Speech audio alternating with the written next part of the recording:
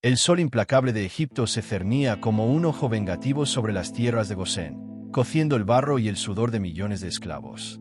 Sus espaldas, encorvadas bajo el peso de ladrillos y la tiranía faraónica, eran un testimonio mudo de siglos de opresión. Pero, incluso en la más profunda de las desesperaciones, una chispa ancestral se mantenía viva en el corazón de los hijos de Israel. Una promesa susurrada de liberación, un eco de pactos antiguos con un Dios que parecía lejano, pero que, según las viejas historias, nunca olvidaba.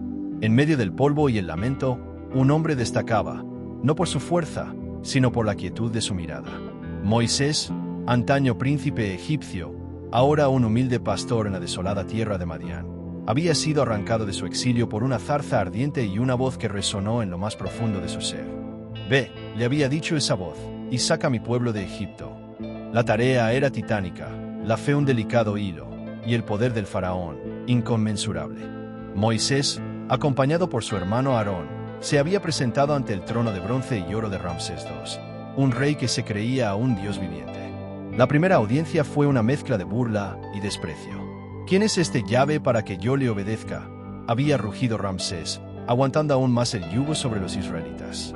Los látigos resonaron con más fuerza, y el trabajo se volvió insoportable, sumiendo al pueblo en una desesperación aún mayor. Moisés dudó, su fe vacilante, pero la voz, la misma voz que había escuchado en el desierto, le recordó el poder de la promesa. La confrontación entre la voluntad divina y la terquedad humana estaba a punto de desatarse, una danza macabra de milagros y resistencia. El Nilo, fuente de vida de Egipto, sería el primer testigo de lo que estaba por venir. Su corriente, habitualmente serena y dadora, estaba a punto de transformarse en algo tratado de un rojo ominoso, un color que presagiaba muerte y desesperación para los egipcios, pero un atisbo de esperanza para los israelitas. A la señal de Moisés, Aarón levantó su vara sobre las aguas del majestuoso Nilo. Con un estruendo que pareció sacudir los cimientos de la tierra, el río, y con él todos los cuerpos de agua de Egipto, se transformó. Las aguas cristalinas se volvieron sangre espesa, imbebible, nauseabunda. Los peces murieron, flotando en la superficie en un espectáculo grotesco, y el hedor a expansión se expandió por todo el valle. El pueblo egipcio, que veneraba el Nilo como a un dios, entró en pánico. Los magos del faraón intentaron replicar el prodigio, y con sus artes oscuras lograron teñir pequeñas cantidades de agua, un esfuerzo fútil que solo sirvió para demostrar que, si bien podía imitar el acto, no podía deshacerlo. 7 días duró esta plaga, 7 días de sed y terror, pero Ramsés se mantuvo impasible. Su corazón, ya endurecido por el orgullo, se negó a ceder ante la muestra de poder de un dios extranjero.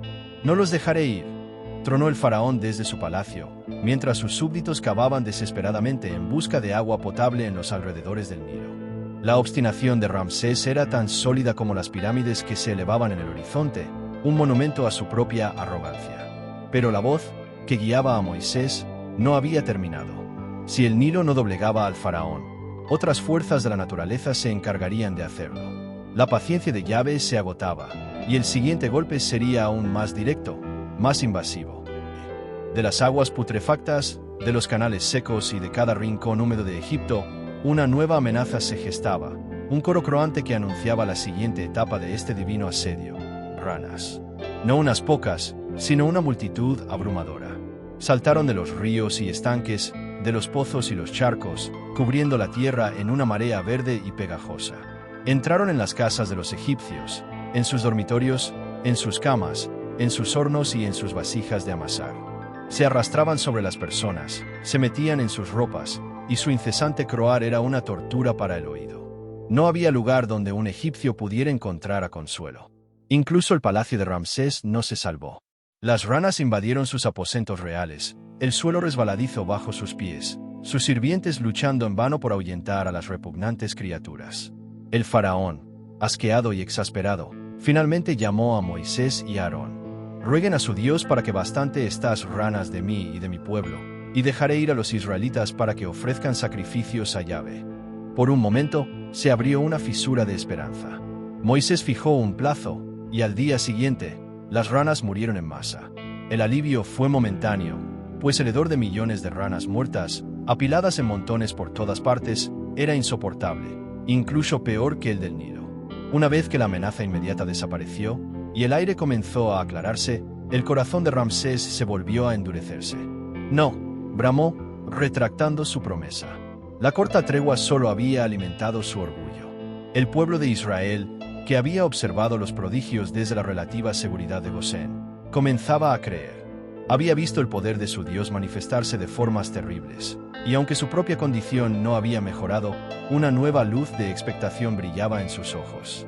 Pero el camino a la libertad estaba plagado de la obstinación de un tirano. Y esa obstinación, pensó Moisés, solo sería quebrada por una demostración de poder aún más íntimo, más ineludible, que penetraría hasta la piel misma de cada egipcio. Sin previo aviso, Aarón extendió su vara y golpeó el polvo del suelo. Instantáneamente, cada mota de polvo en toda la tierra de Egipto se transformó en jejenes, pequeños y voraces insectos picadores. No eran solo molestias, eran una plaga que se aferraba a personas y animales, succionando sangre, provocando una picazón incesante y una agonía constante. No se podía escapar de ellos. Se metían en los ojos, en la nariz, en la boca, y su zumbido incesante era una tortura. Los magos del faraón intentaron con todas sus fuerzas replicar este prodigio, pero fracasaron estrepitosamente. Frustrados y humillados, finalmente se dirigieron a Ramsés con una nueva advertencia. «Esto es el dedo de Dios», exclamaron, reconociendo una fuerza que superaba con creces sus propias habilidades. Pero ni siquiera la admisión de sus propios hechiceros pudo ablandar el corazón de Ramsés. «Salgan de mi vista», gritó el faraón, su rostro enrojecido por la ira y seguramente por las picaduras de los jejenes.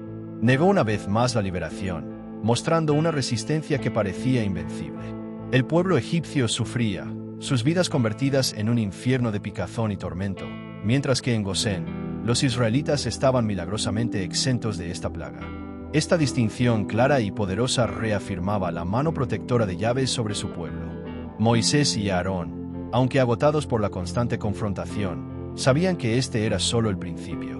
La negativa de Ramsés solo invitaba a una demostración aún mayor del poder divino, una plaga que no solo causaría incomodidad y sufrimiento, sino que amenazaría directamente la subsistencia y el bienestar de cada hogar egipcio.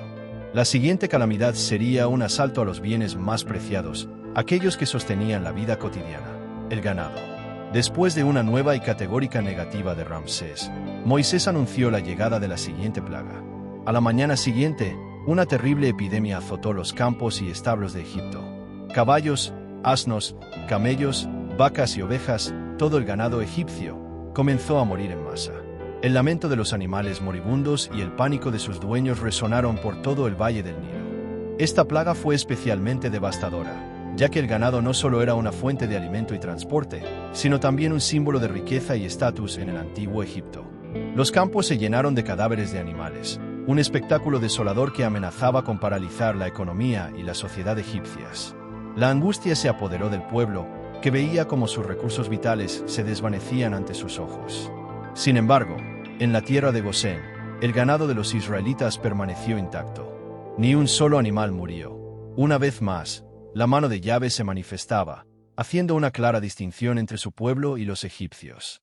El faraón envió mensajeros para verificar este hecho, y al confirmar que era cierto, su asombro fue grande, pero su corazón no pasó.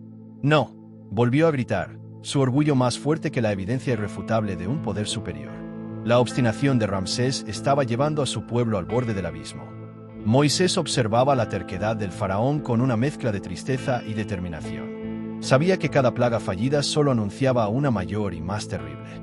Las consecuencias de la intransigencia de Ramsés serán cada vez más personales, más dolorosas. La siguiente aflicción no solo atacaría sus bienes, sino que se manifestaría directamente en el cuerpo de cada egipcio, una marca visible e hiriente de la ira divina. Esta vez, Moisés y Aarón tomaron puñados de ceniza de un horno y frente al faraón, los lanzaron al aire. Las cenizas se elevaron, y al caer, se transformaron en úlceras y forúnculos dolorosos que brotaron en la piel de todos los egipcios y sus animales. Estas llagas no eran simples erupciones, eran abscesos purulentos que causaban un dolor agudo y una picazón insoportable. La plaga fue horrenda. Nadie se salvó.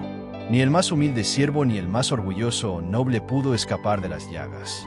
Los magos del faraón, que ya habían sido humillados por su incapacidad de replicar los prodigios anteriores, ahora no podían ni siquiera presentarse ante Moisés, pues ellos mismos estaban cubiertos de las dolorosas úlceras. El sufrimiento físico era constante, la vergüenza, palpable. Ramsés, aunque afectado, se mantuvo desafiante, su corazón endurecido hasta el extremo. No podía negar el sufrimiento de su pueblo, ni el hecho de que los israelitas en Gosén estaban, una vez más, completamente ilesos. Pero el orgullo del faraón era un escudo impenetrable contra la razón y la misericordia. «No los dejaré ir», fue su respuesta, su voz llena de una furia impotente. La situación se volvió desesperada para Egipto. Cada plaga, más severa que la anterior, desmantelaba poco a poco su sociedad y su economía, pero el tirano se aferraba a su poder con una obstinación ciega. Moisés sabía que el castigo divino debía escalar, pues la libertad de su pueblo dependía de ello. La siguiente plaga no solo afectaría los cuerpos y los bienes, sino que desataría una furia elemental, un fenómeno meteorológico que borraría toda duda sobre quién ostentaba el verdadero poder sobre la creación. La calma, por terrible que fuera, estaba a punto de ser reemplazada por un estruendo ensordecedor. Después de una última advertencia a un faraón impenitente, Moisés extendió su vara hacia el cielo, y el firmamento se oscureció. No con nubes de tormenta comunes, sino con una masa ominosa que presagiaba una calamidad sin precedentes. Un trueno atronador rasgó el aire, seguido por una lluvia de granizo y fuego que se desató sobre Egipto. Era una tormenta como nunca antes se había visto ni se volvería a ver. El granizo era de un tamaño devastador, destrozando todo a su paso: árboles, cultivos y cualquier ser vivo que no hubiera buscado refugio. El fuego, extraño y brillante, danzaba entre los trozos de hielo, creando un espectáculo aterrador de destrucción elemental. Los sirvientes egipcios que habían escuchado la advertencia de Moisés habían puesto a salvo a su ganado y a sus esclavos en los refugios, pero aquellos que habían despreciado la palabra de Yahvé lo perdieron todo. El pánico se apoderó de las ciudades egipcias mientras la gente corría despavorida, buscando desesperadamente cualquier techo que los protegiera de la furia de los cielos. El caos reinaba, y el poderío del faraón parecía insignificante ante tal despliegue de la naturaleza. Una vez más, la tierra de Gosén, donde habitaban los israelitas, permaneció intacta. Ni una sola bola de granizo, ni una chispa de fuego cayó sobre sus campos, una clara demarcación del favor divino. Ramsés, por primera vez, mostró un atisbo de miedo. «He pecado esta vez. Yahvé es justo, y yo y mi pueblo somos impíos. Rueguen a Yahvé para que cesen estos truenos y granizo, y los dejaré ir», suplicó al faraón a Moisés y a Aarón. Por un momento, Moisés creyó que finalmente había roto la voluntad del rey. Cuando Moisés oró, la tormenta cesó tan abruptamente como había comenzado. Pero en cuanto el sol se volvió a brillar, revelando la devastación, el corazón de Ramsés se volvió a endurecerse como piedra, y se negoció a dejar de Israel. Su obstinación era una maldición, y Moisés sabía que la próxima plaga sería un castigo que devoraría cualquier esperanza de sustento para Egipto. Tras la enésima retractación de Ramsés, Moisés le advirtió sobre la plaga inminente, un ejército de la naturaleza que consumiría lo poco que había quedado en pie después del granizo. A la mañana siguiente, cuando Moisés extendió su vara sobre la tierra, un viento del este comenzó a soplar. No era un viento fresco y bienvenido, sino una. Cuando esa nube se asentó, reveló su contenido: billones de langostas. Como una marea viva, las langostas cubrieron toda la superficie de Egipto, una masa crujiente y devoradora.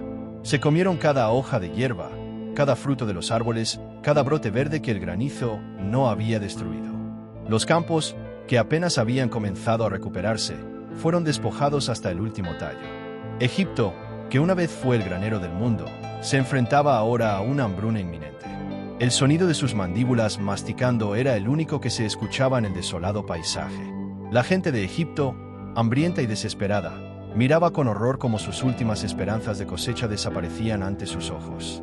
El faraón, al ver la magnitud de la devastación, llamó deprisa a Moisés y a Aarón. «He pecado contra Yahvé su Dios y contra ustedes. Por favor, perdone mi pecado solo esta vez y rueguen a Yahvé su Dios que quite de mí esta plaga mortal». Moisés, con la esperanza de que esta vez Ramsés cumpliera su palabra, oró al Señor. Inmediatamente, un viento fuerte del oeste sopló y se llevó todas las langostas, arrojándolas al Mar Rojo. Ni una sola langosta quedó en toda la tierra de Egipto. Pero, como un reloj macabro, tan pronto como la amenaza desapareció, el Señor aguantó el corazón de Ramsés, y él no dejó ir a los israelitas. La frustración era palpable. La voluntad del faraón parecía inquebrantable. Moisés sabía que ya no podía conformarse con golpear los bienes o la naturaleza. El siguiente golpe debía ser existencial, un asalto a la propia percepción y la luz que daba vida a Egipto. Tras la enésima burla del faraón y su negativa a ceder, Moisés extendió su mano hacia el cielo. De repente, una oscuridad densa y palpable descendió sobre toda la tierra de Egipto. No era la oscuridad de la noche o de una tormenta de arena. Era una oscuridad tan profunda que se podía sentir, una negrura que envolvía y asfixiaba. Durante 3 días, esta oscuridad total cubrió el país. La gente no podía verse entre sí, ni levantarse de sus lugares. Era una tiniebla que penetraba las casas, los palacios, cada rincón de la vida egipcia. El fuego no ardía con la misma intensidad, y las lámparas parecían inútiles. El pánico se extendió, una angustia existencial ante la pérdida de la luz, que para los egipcios estaba intrínsecamente ligada a su dios Sol, Ra. Era una humillación directa a su panteón de deidades. Mientras Egipto gemía bajo esta oscuridad opresiva, los israelitas en Gosén disfrutaban de una luz normal en sus hogares. Era un contraste tan marcado que no dejaba lugar a dudas sobre la intervención divina. El faraón, atrapado en la oscuridad de su propio palacio, finalmente llamó a Moisés. «Vayan, sirvan a Yahvé, solo sus ovejas y sus ganados se quedarán. Que sus pequeños también vayan con ustedes». Pero Moisés, conociendo la naturaleza cambiante del faraón, se mantuvo firme. «También nos dará sacrificios y holocaustos para que sacrifiquemos a Yahvé nuestro Dios. Nuestro ganado también irá con nosotros, ni una sola pezuña quedará, porque de ellos tomaremos para servir a Yahvé nuestro Dios». La negativa de Moisés a dejar cualquier garantía para Ramsés provocó la furia del faraón. Su corazón se endureció una vez más, y le dijo a Moisés: «Apártate de mí, guárdate de volver a ver mi rostro, porque el día que veas mi rostro, morirás». Moisés respondió: «Así sea como has dicho, no veré más tu rostro». Ambos hombres sabían que este era el punto de no retorno. La confrontación había llegado a su clímax. La siguiente y última plaga no sería un mero castigo, sino una tragedia que golpearía el corazón mismo de cada familia egipcia, un golpe tan devastador que no habría vuelta atrás para el faraón y su pueblo.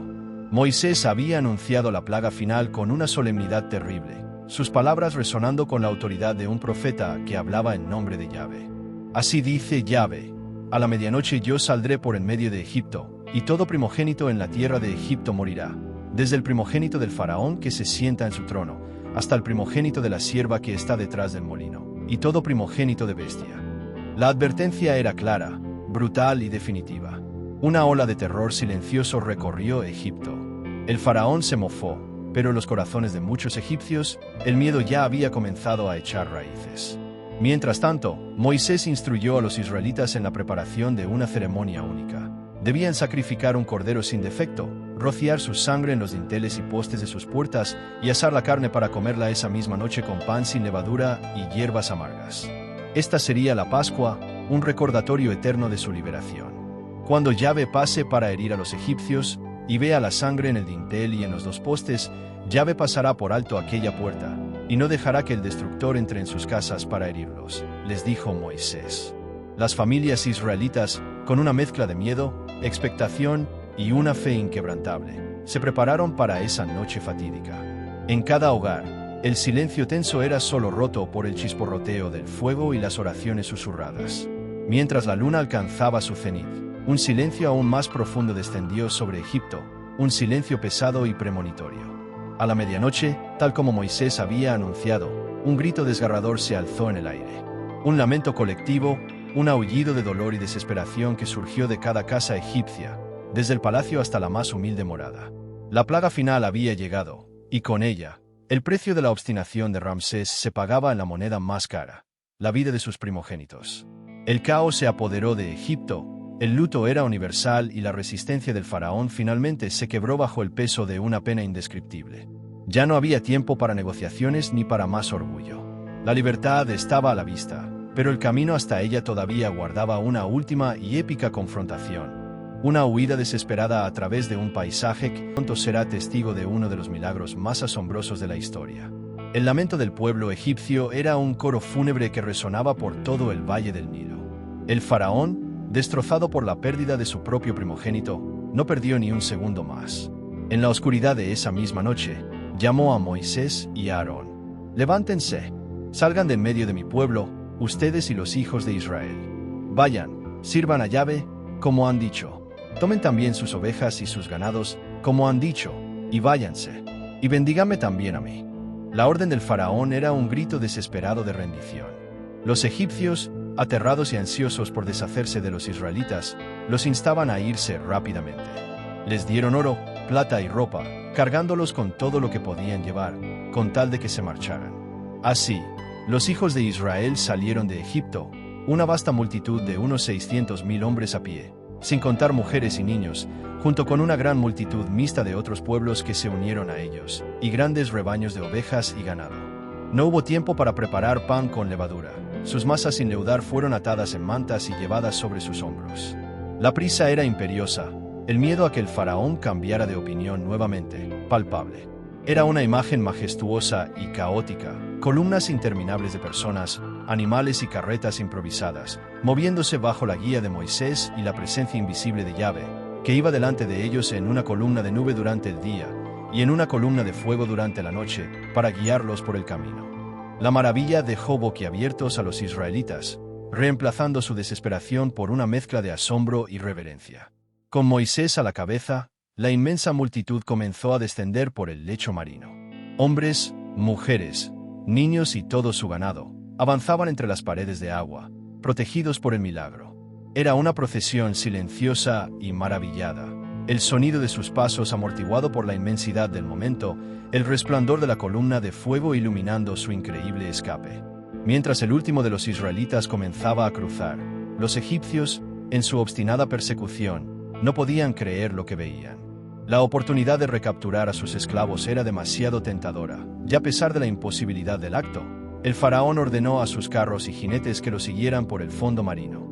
Lo que ellos consideraron una presa fácil, pronto se convertiría en una trampa insuperable, pues la venganza del mar estaba a punto de desatarse sobre sus perseguidores, sellando así. Lo que ellos consideraban una presa fácil, pronto se convertiría en una trampa insuperable, pues la venganza del mar estaba a punto de desatarse sobre sus perseguidores, sellando así el destino de los opresores de Israel. Los carros egipcios, con el faraón a la cabeza, se lanzaron por el lecho seco del Mar Rojo, persiguiendo a los israelitas que aún terminaban de cruzar. Las ruedas de sus carros se atacaban, el suelo blando y fangoso del fondo marino dificultaba su avance, y el pánico comenzó a apoderarse de ellos. «Huyamos de la presencia de Israel, porque Yahvé pelea por ellos contra los egipcios», gritaron algunos de los soldados egipcios, comprendiendo demasiado tarde la magnitud del poder que enfrentaban. Pero el faraón, ciego de ira y orgullo, los urgía a seguir adelante, convencido de que aún podía revertir la situación. Cuando el último israelita hubo puesto pie en la orilla opuesta, en tierra firme, Yahvé le dijo a Moisés: «Extiende tu mano sobre el mar, para que las aguas vuelvan sobre los egipcios, sobre sus carros y sobre sus jinetes». Sin dudarlo, Moisés extendió su vara una vez más sobre el Mar Rojo, y en ese instante, el estruendo de las aguas que regresaban fue ensordecedor. Los inmensos muros de agua, que se habían mantenido firmes por un milagro, se desplomaron con una fuerza imparable. El mar se cerró sobre los carros, los jinetes y todo el ejército del faraón. Ni uno solo de los egipcios que habían entrado en el lecho marino sobrevivió. La furia del agua los arrastró y los hundió en las profundidades, silenciando para siempre su persecución. En la orilla opuesta, los hijos de Israel se volvieron y vieron los cadáveres de los egipcios arrastrados por las olas, confirmando que sus opresores habían sido aniquilados. En ese momento, el miedo se transformó en reverencia. Vieron el gran poder que Yahvé había ejercido contra los egipcios, y el pueblo temió a Yahvé, y creyó en Yahvé y en su siervo Moisés. Un gran canto de victoria se elevó de sus gargantas, liderado por Moisés y luego por Miriam, su hermana, quienes entonaron cánticos de alabanza y gratitud por la liberación. Era el himno de un pueblo recién nacido a la libertad, un grito de alegría que resonó en el vasto desierto. Pero la alegría del momento no borraba la realidad de lo que les esperaba. La libertad había sido ganada a un precio inmenso, y el desierto, ahora su hogar temporal, presentaría sus propios desafíos. El camino hacia la tierra prometida sería largo y arduo, plagado de pruebas que pondrían a prueba su fe, su paciencia y su unidad como nunca antes. La primera de estas pruebas, el sediento desafío de la supervivencia en un mundo implacable, ya estaba a la espera. El sediento desafío de la supervivencia en un mundo implacable ya estaba a la espera. La euforia de la victoria en el Mar Rojo era embriagadora, pero la cruda realidad del desierto pronto comenzó a imponerse. 3 días después de cruzar el mar, los israelitas se adentraron en el desierto de Sur. El sol caía sin piedad sobre sus cabezas, la arena quemaba bajo sus pies, y la sed se convirtió en un tormento insoportable. Habían estado sin agua durante 3 días, y cuando finalmente llegaron a un lugar llamado Mara, sus corazones se llenaron de esperanza. Corrieron hacia el pozo, ansiosos por aplacar su sed, pero la alegría se convirtió en una amarga decepción. Las aguas de Mara eran amargas, imbebibles. Los cántaros que llenaron fueron vaciados con frustración, y el clamor del pueblo se alzó de nuevo, esta vez no contra el faraón, sino contra Moisés. ¿Qué beberemos?, preguntaron, sus voces llenas de angustia y reproche. La fe que acababan de proclamar en el Mar Rojo parecía desvanecerse ante la primera gran prueba. Moisés, con el peso de toda una nación sobre sus hombros, clamó a Yahvé, y Yahvé le mostró un árbol. Moisés obedeció, cortó el árbol y lo echó en las aguas amargas, y milagrosamente, las aguas se volvieron dulces y potables.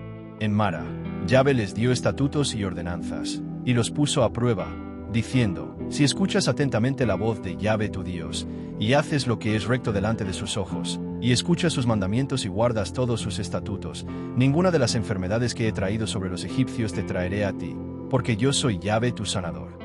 Era una promesa, pero también una advertencia. La obediencia sería clave para su supervivencia y bienestar en el desierto.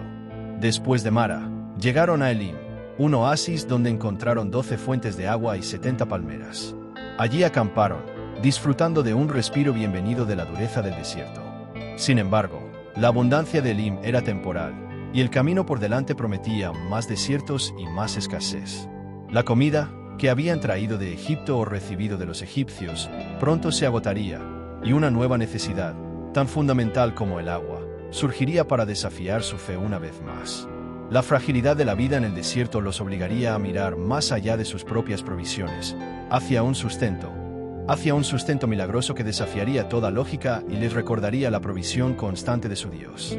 Después de partir de Elim, la vasta multitud de israelitas se adentró en el desierto de Sin, un lugar aún más árido y desolado. Ya había pasado un mes desde que habían salido de Egipto, y sus provisiones de comida, traídas a la carrera, estaban casi agotadas. El hambre comenzó a apretar, y con ella, las murmuraciones sí. Ojalá hubiéramos muerto a mano de Yahvé en la tierra de Egipto, cuando nos sentábamos junto a las ollas de carne y comíamos pan hasta saciarnos, exclamaron al unísono, olvidando la amarga esclavitud y añorando la supuesta seguridad de su cautiverio. Porque nos han sacado a este desierto para matar de hambre a toda esta asamblea. La memoria del sufrimiento se desdibujaba ante el aguijón del hambre, y la fe de muchos flaqueaba de nuevo. Moisés y Aarón, frustrados por la constante falta de fe del pueblo, una vez más clamaron a Yahvé. Y Yahvé respondió con una promesa extraordinaria. He oído las murmuraciones de los hijos de Israel.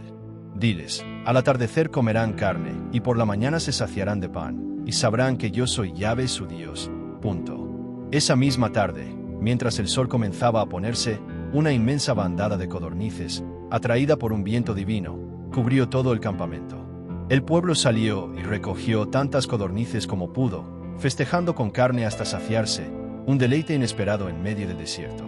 Pero la mayor maravilla llegó a la mañana siguiente. Cuando el rocío de la noche se evaporó, el suelo del desierto estaba cubierto por una sustancia fina, escamosa, como escarcha en la tierra. Es el maná, les dijo Moisés, el pan que Yahvé les ha dado para comer. Era un alimento dulce como el panal con miel, que aparecía cada mañana, excepto en el día de reposo. Moisés les instruyó que reconocieran solo lo suficiente para el día, y que el 6º día reconocieran el doble, pues el día 7º no aparecería. La provisión divina era una lección constante de dependencia y confianza. El maná, un alimento milagroso, sería su sustento durante los próximos 40 años, un recordatorio diario de que Yahvé estaba con ellos en el desierto. Pero la vida en el desierto no estaría exenta de más pruebas y desafíos, y la próxima parada pondría a prueba no solo su sustento, sino su propia sed de justicia y su capacidad para recordar las obras de su Dios, en un lugar donde la roca misma se abriría para calmar su clamor. Después de la provisión milagrosa del maná y las codornices, los hijos de Israel continuaron su viaje, moviéndose de un campamento a otro según la orden de Yahvé. Finalmente, llegaron a Refidim, un lugar árido y pedregoso, donde, una vez más, no había agua para beber. La paciencia del pueblo, siempre al límite, se agotó. Se alzaron contra Moisés, con acusaciones y reproches que resonaban en el aire seco. ¿Por qué nos has hecho subir de Egipto, para matarnos de sed a nosotros, a nuestros hijos y a nuestro ganado? Clamaron, una multitud enfurecida que parecía dispuesta a apedrearlo. La memoria del Nilo convertida en sangre y el mar rojo dividido se desvanecía ante la urgencia de su propia garganta seca. Moisés, desesperado, clamó a Yahvé: ¿qué haré con este pueblo? Por poco me apedrean.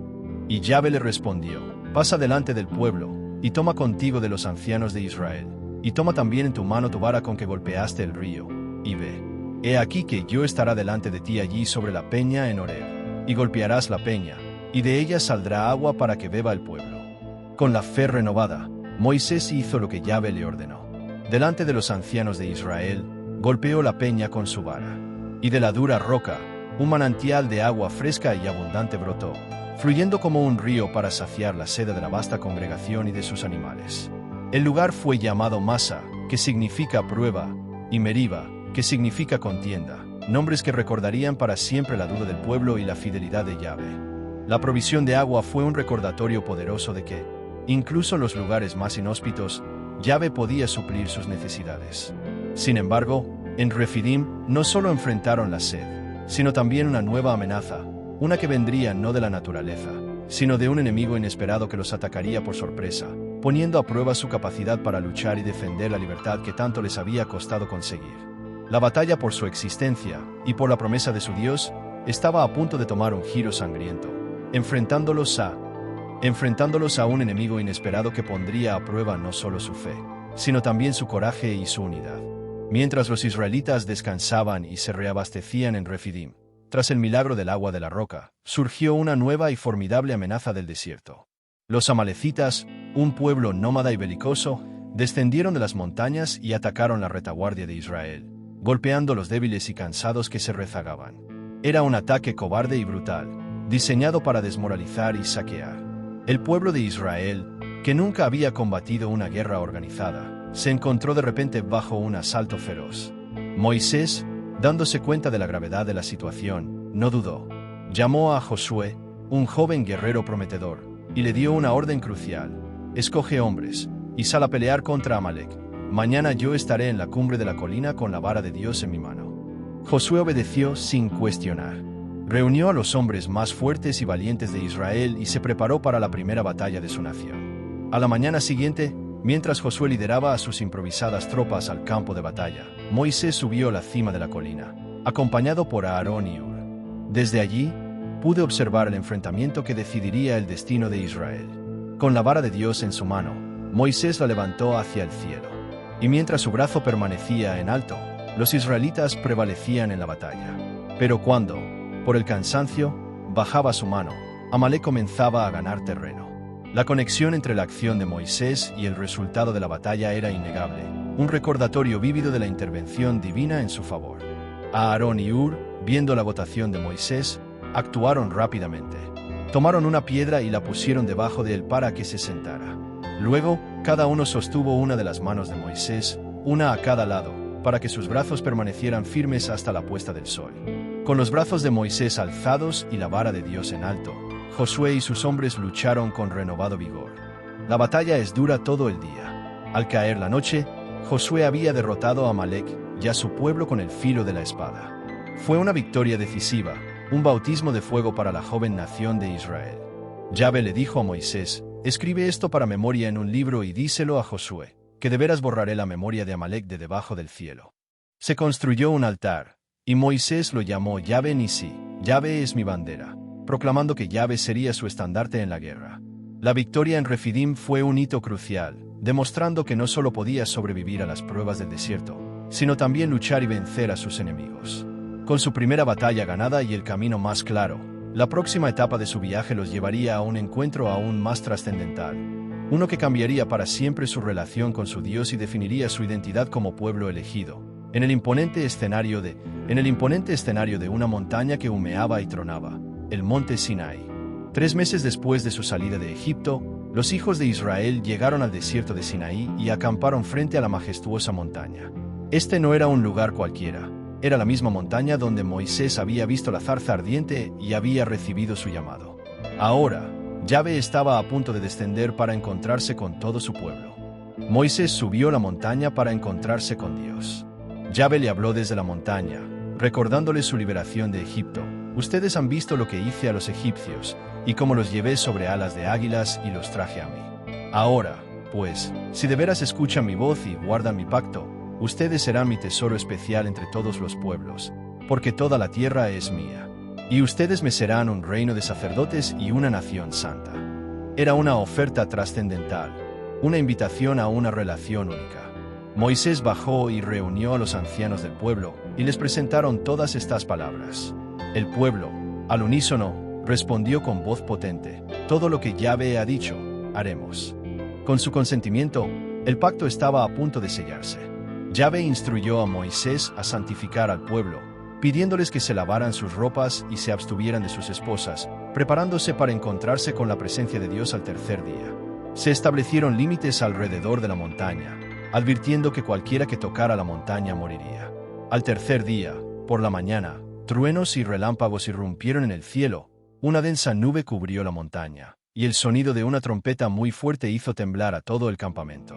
El monte Sinaí humeaba, pues Yahvé había descendido sobre él en fuego. El humo subía como el de un horno, y toda la montaña temblaba violentamente. El sonido de la trompeta se hizo cada vez más fuerte, y Moisés habló, y Dios le respondió con voz. En medio de esta manifestación sobrecogedora de su gloria, Yahvé pronunció los 10 mandamientos, las palabras que formarían la base de su pacto y guiarían la vida de Israel para siempre. Yo soy Yahvé tu Dios, que te saqué de la tierra de Egipto, de casa de servidumbre. Y así, uno por uno, los preceptos divinos resonaron en el valle, grabados no solo en tablas de piedra, sino en el corazón de una nación recién nacida. El pueblo, aterrado por la voz de Dios, rogó a Moisés que hablara él en su lugar. La experiencia en el Sinaí fue transformadora, cimentando la identidad de Israel como el pueblo de Yahvé. Pero este pacto, aunque glorioso, también implicaría una gran responsabilidad. El viaje no había terminado, y las consecuencias de la desobediencia serían severas.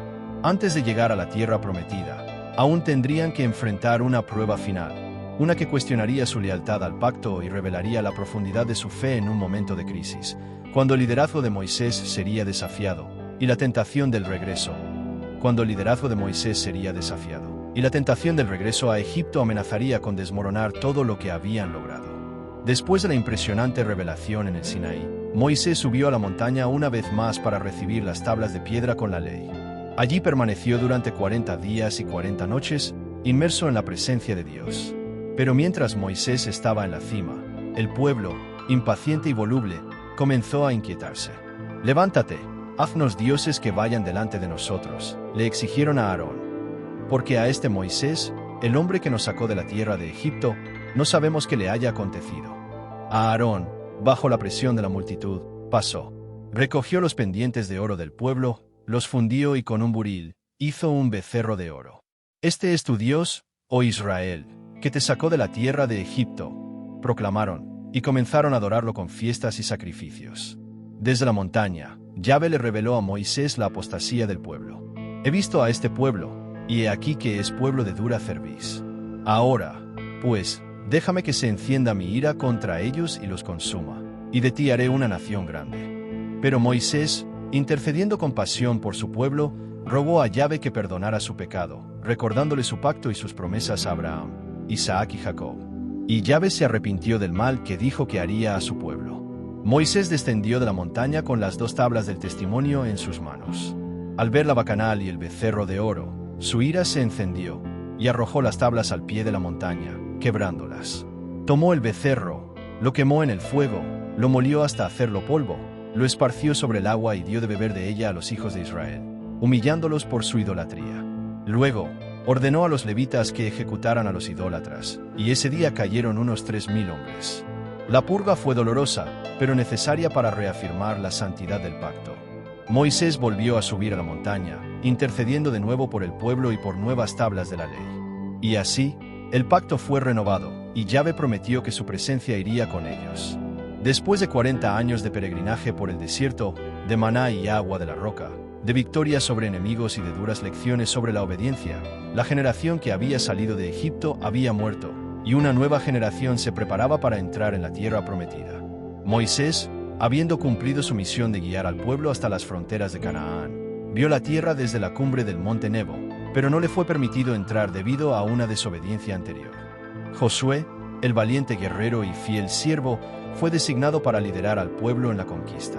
Así concluye la épica del Éxodo, un viaje de esclavitud a libertad, de incredulidad a fe, de la mano de un Dios poderoso y de un líder extraordinario.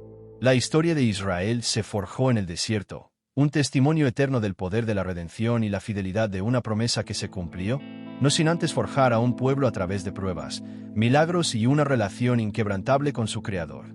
Espero que hayas disfrutado de este viaje épico. Si quieres escuchar más historias, dale like y suscríbete al canal.